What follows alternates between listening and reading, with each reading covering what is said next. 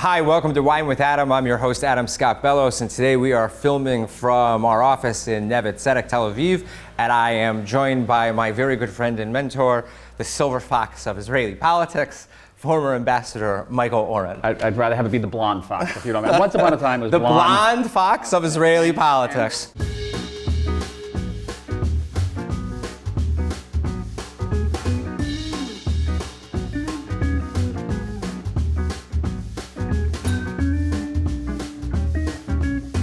Michael, let me just do the resume off the top of my head. PhD, Doctor of Middle Eastern History, author, best-selling author, father, grandfather, former ambassador to the United States, former high-tech CEO, fundraiser, and former deputy minister in the Prime Minister's office. And? No notes. And Wait, one more, which was very important for me. Veteran of the IDF. Paratrooper and major in the reserves. That Paratrooper and major reserves. Oh, That's the most 35 years thing. into that one. But you got to give me credit. That was no notes. Not bad. That was not bad. You were actually one of the very first interviews that I ever did for like this show. I don't know if you remember, but we were out on our balcony like with iPhones, pumping your short stories. It was pretty fun. But today we're going to talk about something completely different. But first we're going to try some wine. So I have something very special for you today because I know that you are a white wine lover. So I got the estate winery, the Ella Valley Winery's Chardonnay. This is the area where David killed Goliath. It's a small boutique winery. They make about 300,000 bottles. They have a beautiful visitor center, and it's great quality. So let me know what you think. Okay. L'chaim. It's nice, very citrusy, grapefruit in there. So let's talk about why you're here. A couple months ago, I would say like 8 months ago, you sent out a manifesto that was honestly one of the most original things that I've ever come across. And one of the things that I thought was really cool was that you're a historian and you weren't writing history, you were predicting the future. And it caught my eye, and I thought it was really well written.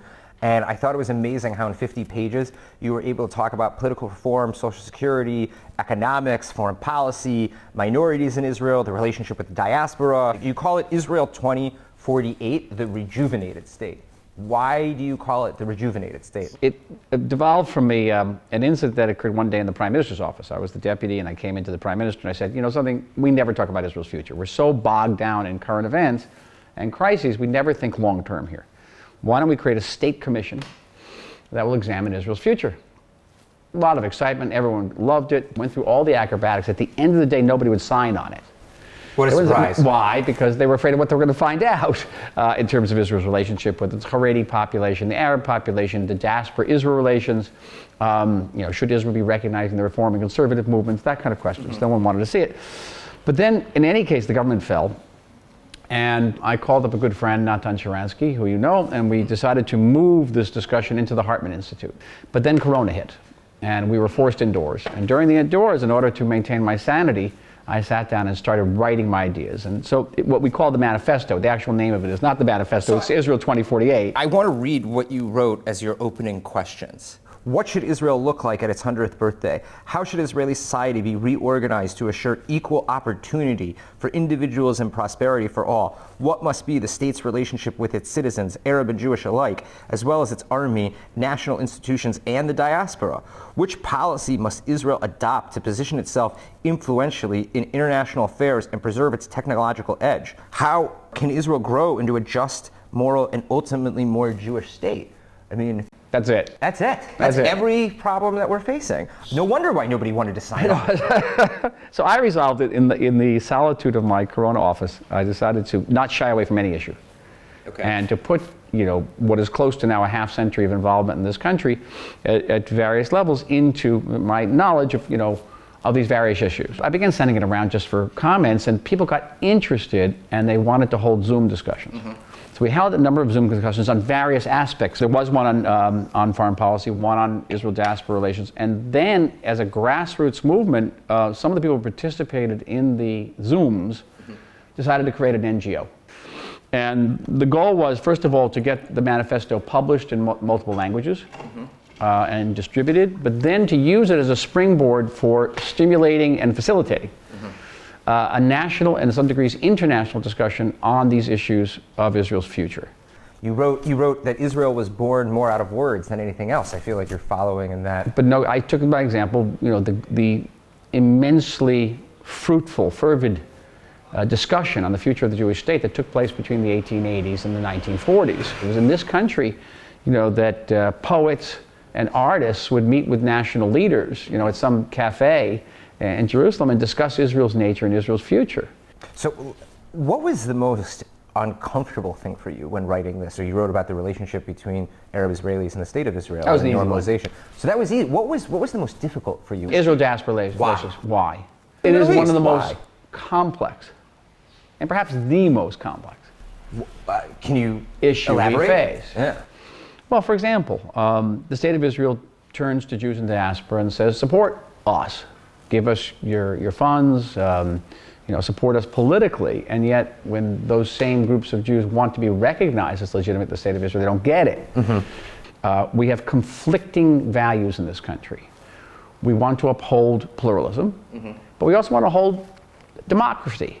I feel like immigrants are way more into fixing the problems, whereas Sabras are. I don't know. I think we also come from different perspectives. So in the manifesto, I talk about a certain lack of understanding of what democracy actually means in this country. Mm-hmm.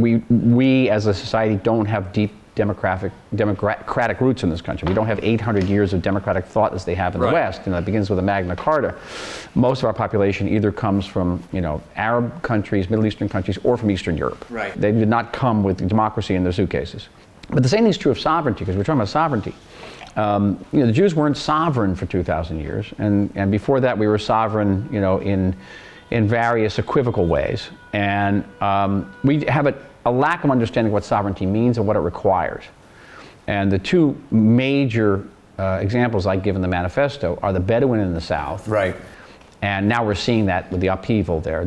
And the Haredi issue, the ultra-Orthodox issue, where we do not extend our sovereignty, which is over large segments of our population and over large swaths of our territory.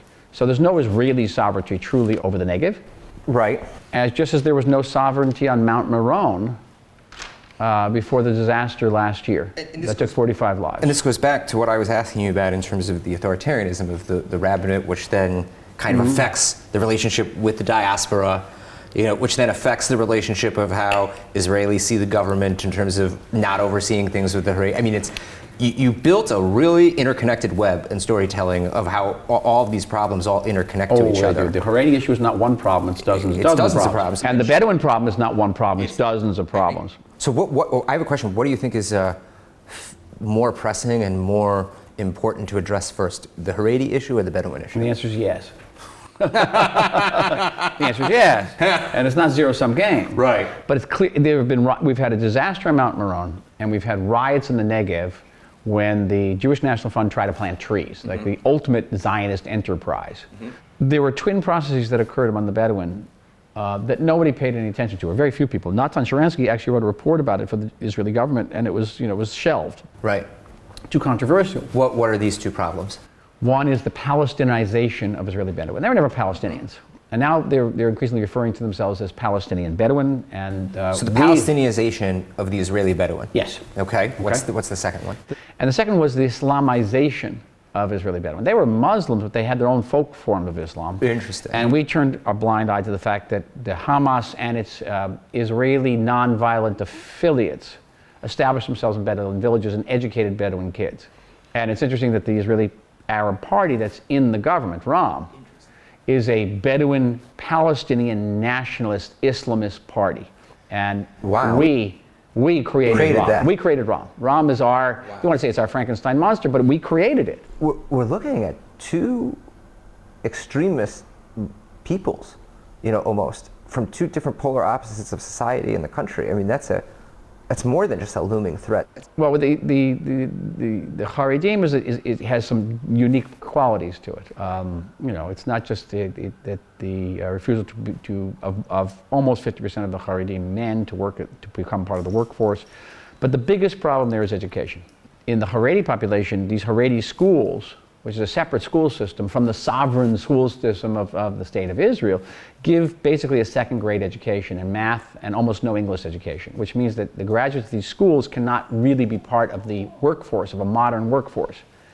And which means they will be dependent, they remain dependent on the Haredi social and economic infrastructure. Maybe it's a really naive question to ask you, and whether or not you've ever realized I love asking you naive questions. What do you think is the reason why there's a stalemate on taking action, to fix this type of issue of creating a state within a state? I mean, because it sounds like we've got 2 or 3 state within a states right now. Right. It's a country with laws, and I don't understand how the future of the country will be secure if we're letting communities do whatever they want. It's also a police issue. It's a security issue. We simply do not have enough police to enforce Israeli sovereignty in the south. So why isn't the army utilized? Like, using the army against Israeli citizens is a problem. Mm-hmm. Okay? Understood. That's a you really simple answer to the precedent. question. You don't want that precedent. Without question. If I'm correct, that was one of the big issues during some of the riots that happened this year with in Ramallah and stuff like that. They didn't want to use the army. They did not want to use the army. Using the army against our citizens is a very bad precedent. But the other issue is something very deep in the Zionist ethos. Okay. And Amos Oz used to talk about this occasionally, was that Zionism tried to make a new Jew and tried to bring the Jews into modernity and took on the Haredi civilization, as it will, its culture, and they failed. The Haredi won. The Haredi won. I think in the Zionist ethos, there's in certain ways kind of a begrudging respect, but also a division of labor. And Amos Oz said it best once. He says, you need us, you the Haredi need us because you need a people, okay? But we need you because you preserve our faith, you preserve our traditions. You focus a lot. I mean, it makes sense that you would focus a lot on foreign policy. You also write about China, but I feel like a big chunk of this really has to do with the diaspora relation. Do you think that that's a leading cause for like the major drift, like all of our internal problems and how we're addressing them? It's a contributing factor, maybe an accelerating factor. But here's the thing, and this I have to remind American and Israeli Jews alike about this. We could create a Palestinian state tomorrow, Adam, on the 67 borders. We could redivide the city of Jerusalem. I don't know if it would materially alter the attitude of American Jews toward us. I would agree with that 100%. Because it's no longer about what we do, it's about who we are. And if you believe we are a white colonialist, settler state, then whatever we do that is good is always going to be overlooked. It's always going to be perceived as an attempt to dissemble something bad. Which is why that is actually what animates the BDS movement. It's not about 2 states, it's not about peace, it's about us. Oh, it's definitely not about 2 states. Because we are irredeemable. Yeah. We are irredeemable. We're the ultimate evil. Young Israelis don't remember Oslo, they don't remember the Jordanian-Israeli peace treaty, and certainly don't remember Camp David. They remember withdrawal from Lebanon for peace, and what we got was rockets. They remember withdrawal from Gaza to make peace, and we got rockets. They remember at least 3 offers of Palestinian statehood, mostly in their lifetime, starting in the year 2000, that were rejected by the Palestinians and rejected with mass violence. Mass violence, not small-scale violence, mass violence. So you come to a group of young Israelis, 24, 25 years old, and say, listen, let's give up territory and we'll get peace. They look at it like you're crazy, like you're nuts, because they know better. One of the things that I thought was interesting that you wrote about, and it relates to the Haredi issue, but it also relates to the Bedouin and the Arab-Israeli issue, is that you were talking about that 92% of the taxes in this country are paid by 20% of the population. And shrinking. And shrinking. I think that this issue, the 20% of the population, which you said is a shrinking number, pay 92% of the taxes, is actually the shoresh of the Haredi problem. I think it's the shoresh of the Arab-Israeli, like the Israeli-Arab non-integration problem, also with the Bedouins. And you wrote a lot about the corruption level that's in Israel and how we're on a certain scale based on our democracy.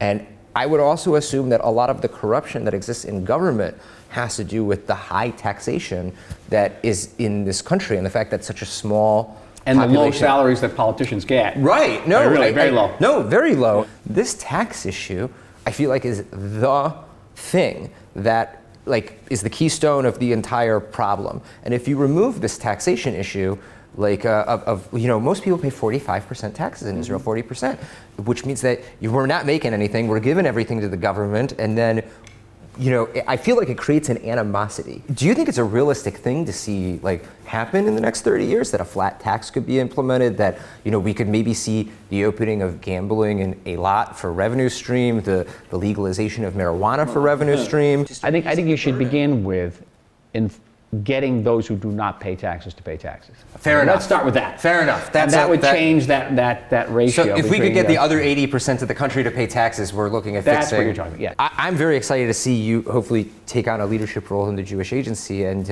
one of the things that we've discussed in this interview a lot is the cleavage between the diaspora and Israel. And I really think that the Hebrew language can play a huge role in fixing that relationship.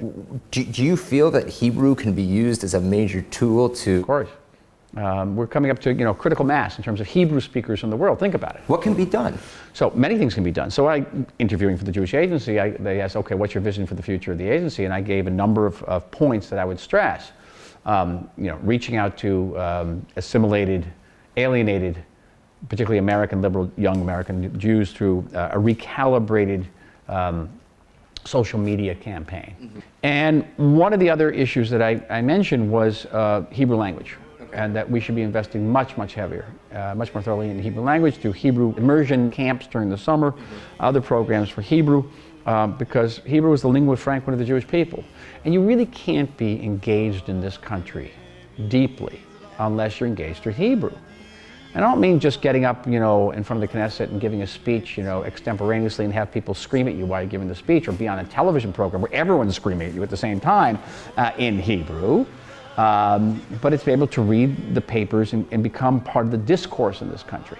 It's almost necessary for the evolution of like Judeanism or Zionism or Jewish identity for the diaspora to engage in Hebrew in that way. I mean, without it, we're going to lose the diaspora. It's one of the towering achievements of the Zionist movement was the revival of the Hebrew language, the modernization of the Hebrew language. If there's one thing that you really want, let's say you don't go to the Jewish Agency, you end up just writing your books, enjoying, your years as a grandfather. Yes. I mean, it's not like you haven't worked hard, I worked a little hard. You worked a little hard, but if there was one passion project that you could do, other than, obviously your continued writing and your role in the Zionist conversation, but what do you want to be a part of? What would you like to achieve? I mean, apart from being in politics again. Yeah. I mean, is that really what you want? Oh, I have, I've always keep my political, options open. I mean, I would love to see you in the new Likud with Nir Barkat, and I mean, I think you'd be amazing. Nir Barkat's a good guy. We were in Lebanon together. We were in Beirut together. But if you could pick anything. For well over a decade now, I've had a contract with Random House to write the definitive work about Israel's War of Independence, to do for Israel's War of Independence what I did for the Six-Day War. But I actually think the War of Independence is actually more important because we don't have the book today, and certainly young people, Jews and non-Jews, who care about Israel and need to know, how this country was created. What they're going to hear is that we were created out of ethnic cleansing and racism and oppression and colonialism and imperialism. They're going to hear all that. But the creation of Israel was one of the great stories, not just of modern history, probably of all history. Okay, 3 years after the Holocaust, we turn around and make this place. Okay, in the face of unspeakable adversity, and a very near thing, almost wasn't created, and that story has not been told. So you want to do that? You want to tell the story? If I were not, say running the agency, or it's not in a public position, I would like to devote myself to that book. My final question for you: if you could teach me everything that you've learned in one sentence, as if I was preparing to become a bar mitzvah, what would you tell a 13-year-old? Everything that you've experienced, Zionist movement, the experience of being ambassador, what's the one thing that I should know going forward in my life? That the greatest source of fulfillment and joy is service to the Jewish people. Oh, God. That's it. And with another l'chaim, this wine is excellent. Yeah, really I picked it specifically because I know you love white wine. I want to say thank you to my good friend Michael Oren, who always makes time for me, and it's such a pleasure to see you. I hope your family's doing well. I obviously have tons that I could talk to you about the manifesto, but we're out of time. So thanks for walking over from Florentine to Neve Tzedek, and we'll see you next time. Please join us at at jns.org for Wine with Adam. You can find the Israeli wine that we're drinking at israelwines.com. And if you want to plant a vine in the Ella Valley Winery, you can plant a vine at wineonthevine.org. Thank you for joining us, L'chaim, and don't forget, when you drink your Israeli wine, drink it with someone you love. Take care.